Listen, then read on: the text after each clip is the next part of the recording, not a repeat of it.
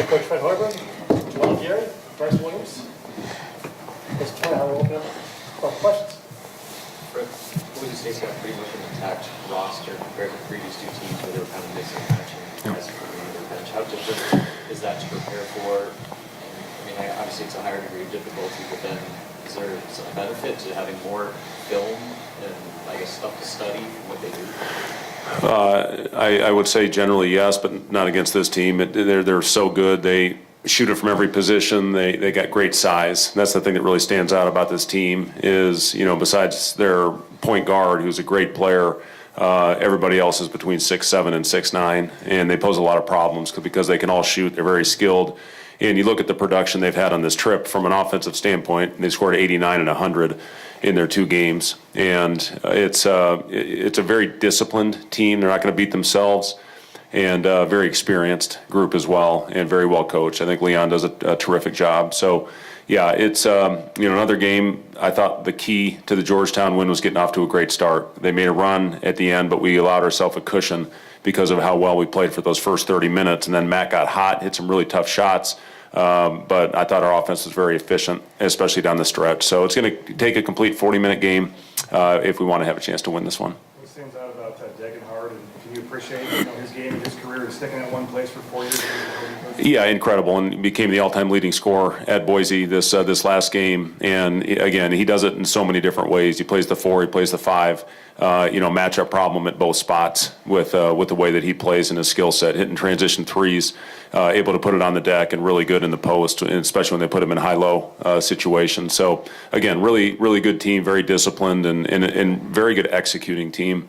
I think out of their 74 possessions, they ran 56 different sets the other day, so we're not going to be able to go through all 56 sets. It's going to be more conceptual as far as our game plan, and hopefully go out there and execute it at a very high level, knowing that they're going to make some tough shots. You can't get deflated. You look at that first game against George Washington, it was a 7-point game with about 8 to go, and they won by 40, and they just completely out-executed them down the stretch in that last run, and that's what they're capable of doing. We can't hang our heads if we go through a tough stretch, because they'll pounce on you if that happens. In terms of style of play, do they remind you of anyone you've seen this year in the last few years? You know what? St. Mary's is a team that they remind me of, and in Purdue, they run and execute a lot of different sets. Purdue will have 28 possessions in the first half and run 26 different actions. It's similar to that, and they're very, very good at executing. They've got very smart, high IQ players. And then defensively, they're tough. They're physical. And the last thing about it is when the shot goes up, we got to be prepared for a battle. They're very good offensive rebounders,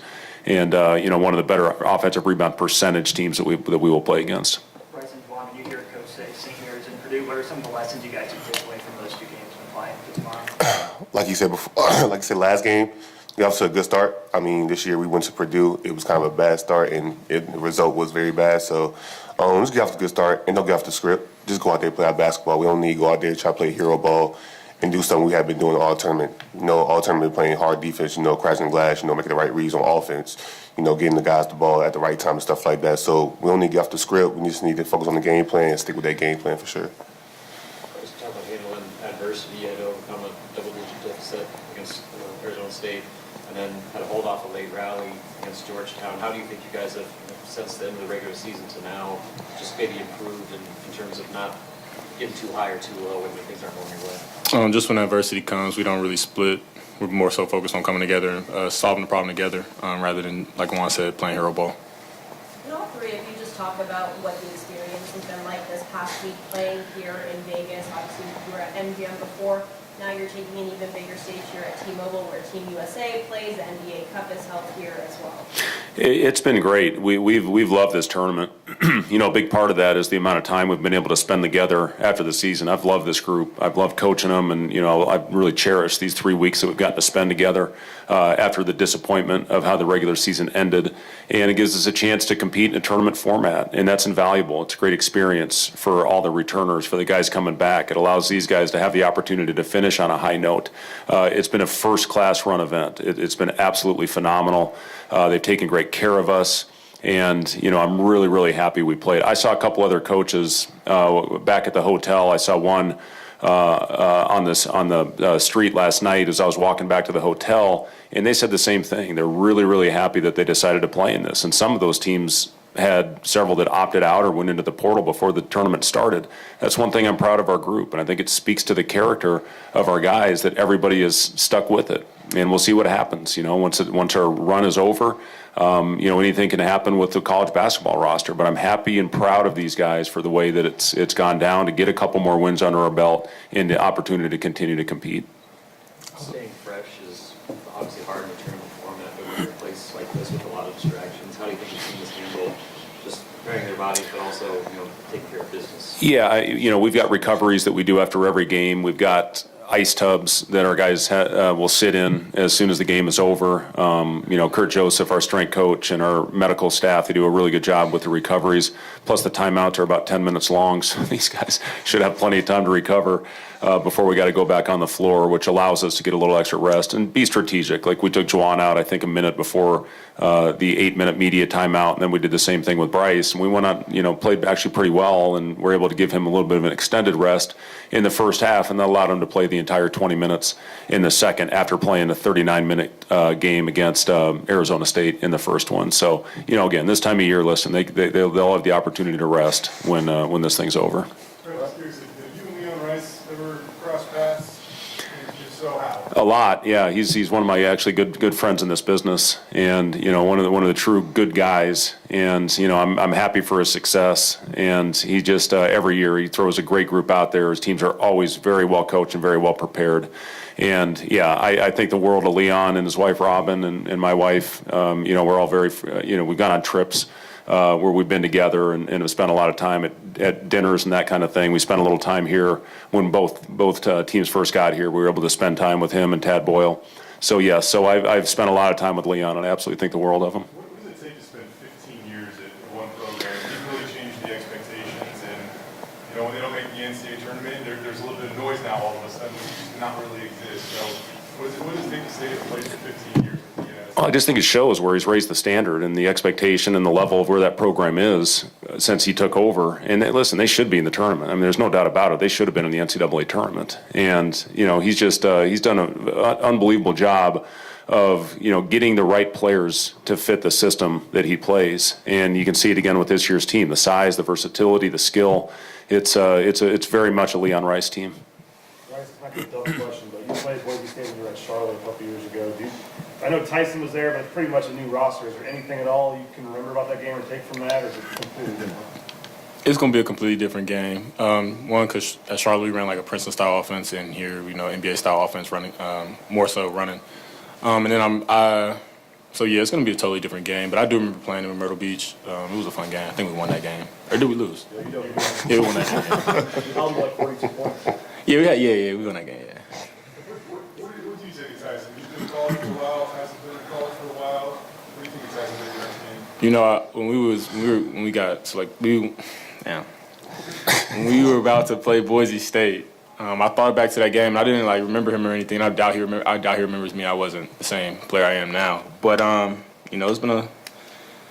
it's been a long time in college, and it feels like it was 4 years ago when I played him. But the experience helps. The game just slows down. I remember at that time, the game was still slowing down for me. It was still pretty fast, but I've learned a lot, and I feel like my experience shows, and I know his does, and the way he plays.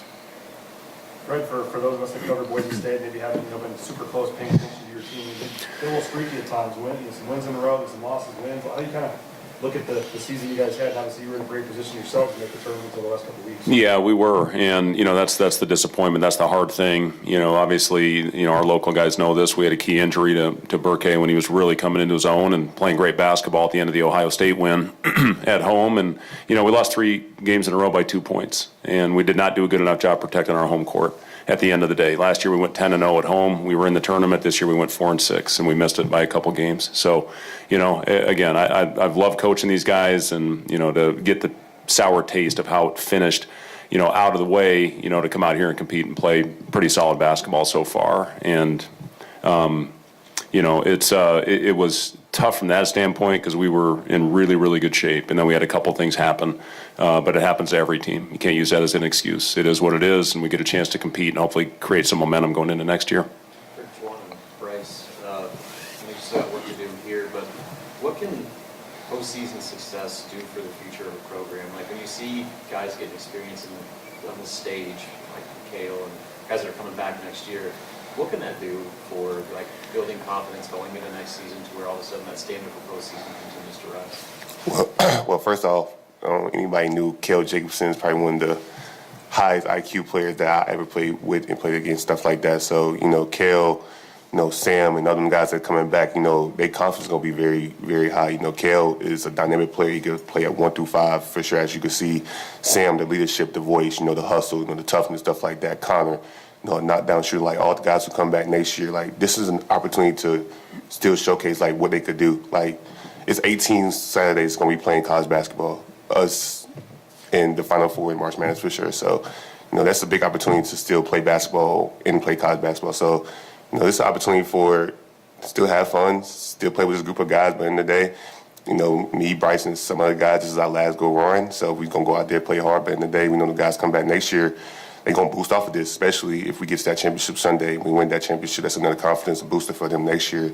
So when that summer come around, they know the expectation of the new guys that's coming in, they know what they need to get to, they know what they need to do, and stuff like that. So, the guys that's coming in next year, stuff like that, it's going to be a lot, but in the day, it's confidence built too. What do you make of the timing of this tournament? I know Leon said if they would have had to turn around and play Tuesday in the NIT or something after not getting in, it wouldn't have gone that well. I mean, they had spring break, they took the full week off and kind of reset. I mean, you're dealing with transfer portal and all that kind of stuff. What do you make of kind of the 2-week break before this tournament?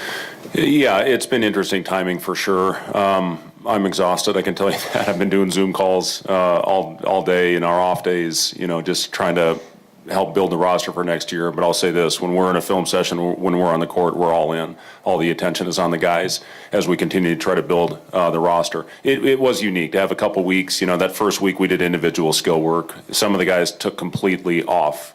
Brice had a huge load on his body. Juwan had a big load in his body, so they, didn't do as much in that off week as some of the other guys. And then we got back into small groups the next week, and then it was team competition after that. So it has been a very unique time. I think you're going to have to look at it on the transfer portal, the window when it opens, because it's tough. When you're still trying to play and you're recruiting at the same time, it does make it a very difficult dynamic. But again, it is what it is. And if you want to have a chance to have sustained success, you got to embrace it. You got to move on and do the best you can in building a competitive roster. Brice, following up on the question Juwan answered, the guys that are coming back, have you seen confidence grow in those guys from this experience, just being able to play on this stage and get the minutes that some of those guys haven't given? The guys have done a good job of just staying ready for when their name is called. Kale Jacobson in particular, but playing on this stage it also helps coach with recruiting because players will watch our games on TV, and if they're smart, they look at how we play and how they fit in. And in today's landscape of college basketball with the transfer portal and everything, I'm pretty sure it helps a lot. So, but the guys coming back, they're growing. They're growing in confidence. They're getting a chance to play on a big stage, and their confidence is being tested. Their game is being tested, but I feel like they're all shining through, and it's going to build a strong core for next year.